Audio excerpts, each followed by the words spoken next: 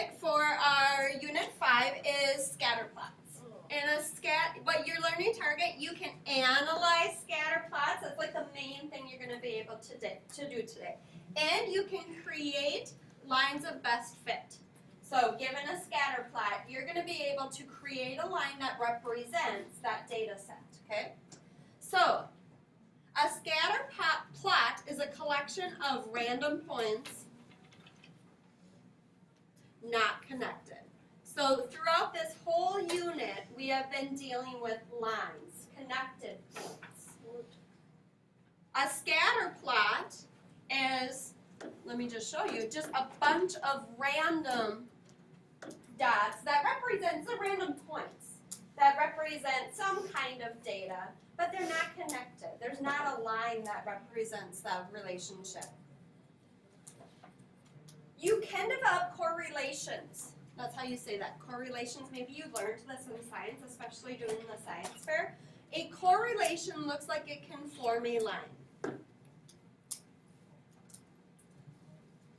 So if it looks like you can form a line, then there is a correlation. That means that there's a strong relationship between the two variables. Okay? There's 3 different ways you can define correlation, and that's definitely part of your learning target today. You have a positive correlation, which means it looks like you're going up. It looks like a line, they're smushing together, and it just is increasing. A negative correlation, do you see how they look like they're forming that line, and it's going down? And no correlation, can you see the difference? They're not smushed together at all. I cannot decipher any kind of line. So these two, whatever the scatter plot represented, there's not a big relationship between them two. These two, I can tell one affects the other. There's an independent and dependent variable. So positive means it goes up, negative means it goes down, no correlation means it doesn't look like a line. Okay, so one of the things you're going to have to do today is you're going to be given a data set. And you're going to have to create a table from that data set and then analyze that table. Is it a positive correlation? Is it a negative correlation? Or are they not related? Is there no correlation at all? What you have to be careful here is identifying your X and Y's and then scaling, because the numbers are going to be weird. You're not going to have perfect points with scatter plots, okay? Okay, what do you think is independent? Do you think the dollars you spend depends on the gallons you buy? Or do you think the gallons you buy depends on the dollars you spent? Well, I would say that the dollars I spend depends on how much gas I put into my car, right? My cost depends on how much gas I can control. I can control that, okay? So I'm going to call this X, I'm going to call this Y.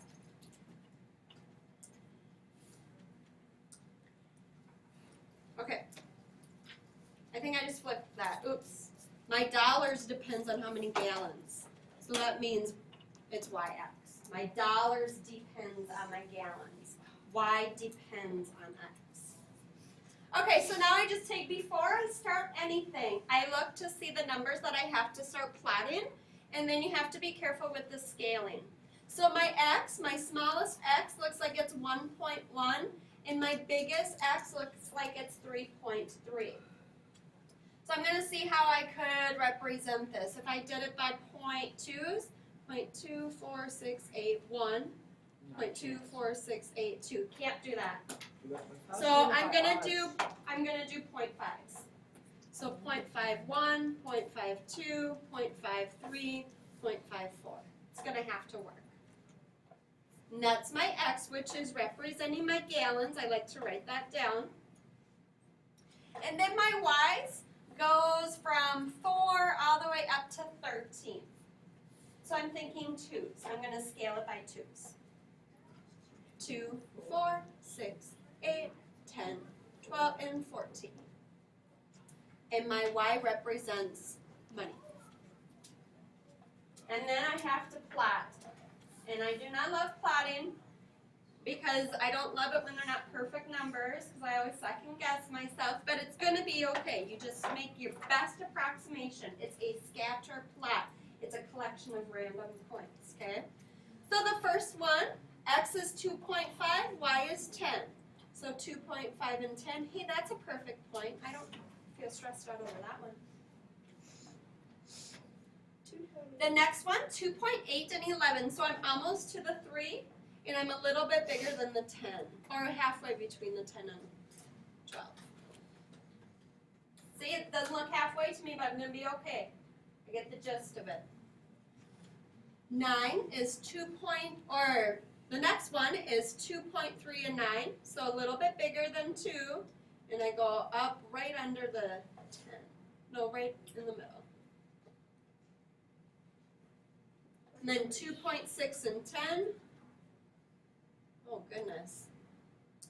See how it's orientated weird. This is supposed to be on that 10 axis, but it's not. 3.3 and 13. It's right around there. Again, that should be more in the middle.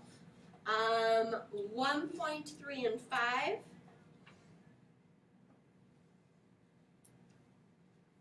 2.2 and 8.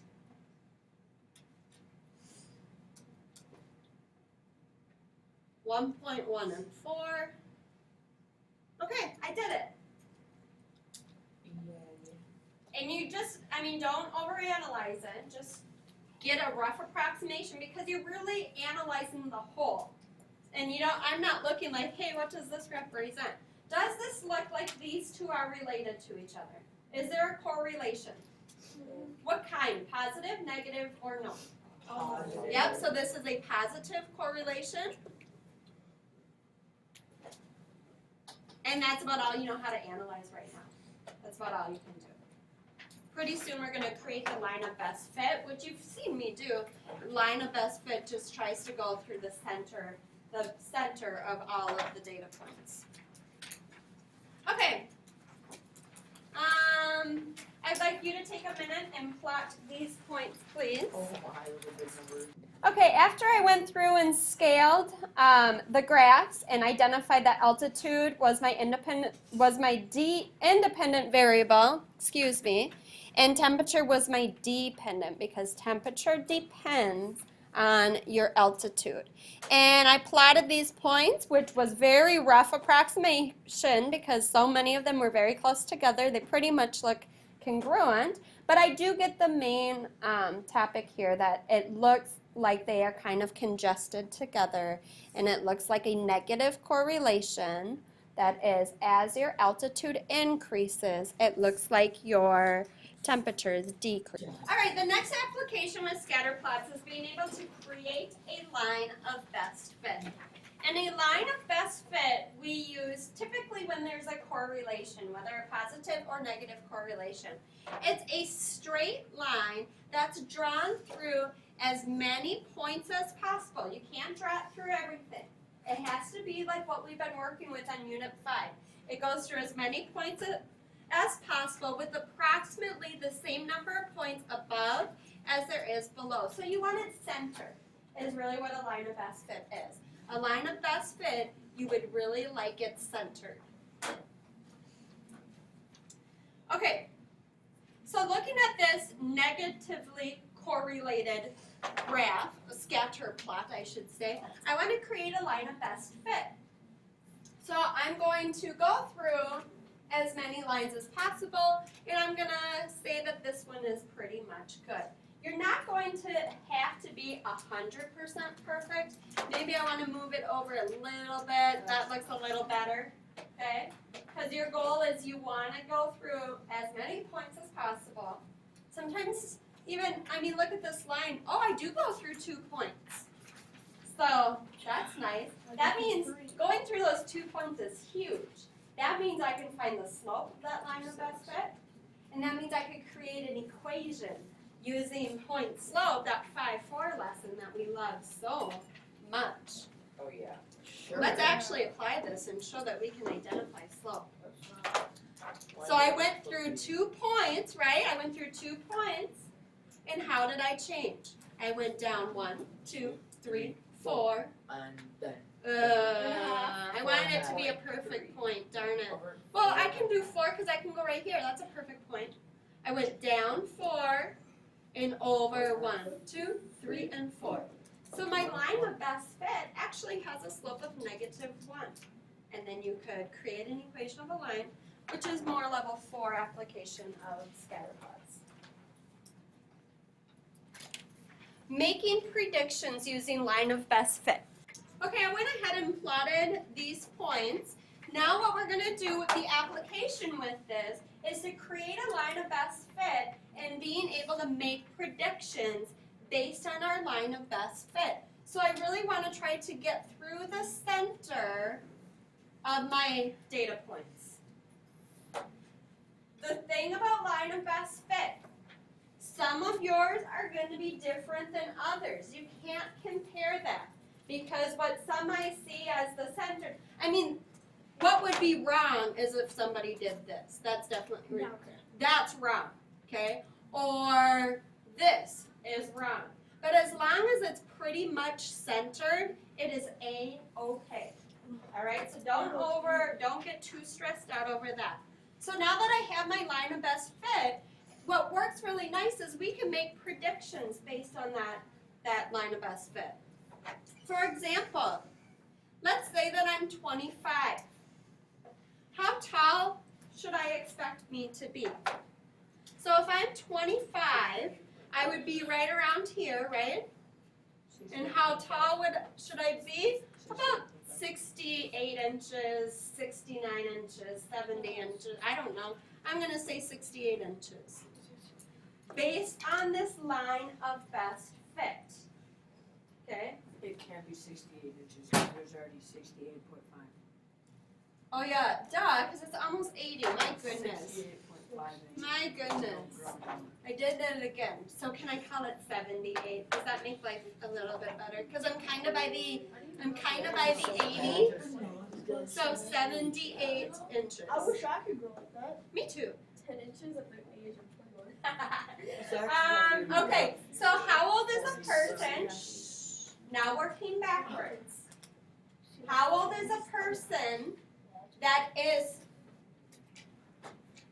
how old is a person that's 65 inches? So I'm going to look where the 65 is. Whoopsies.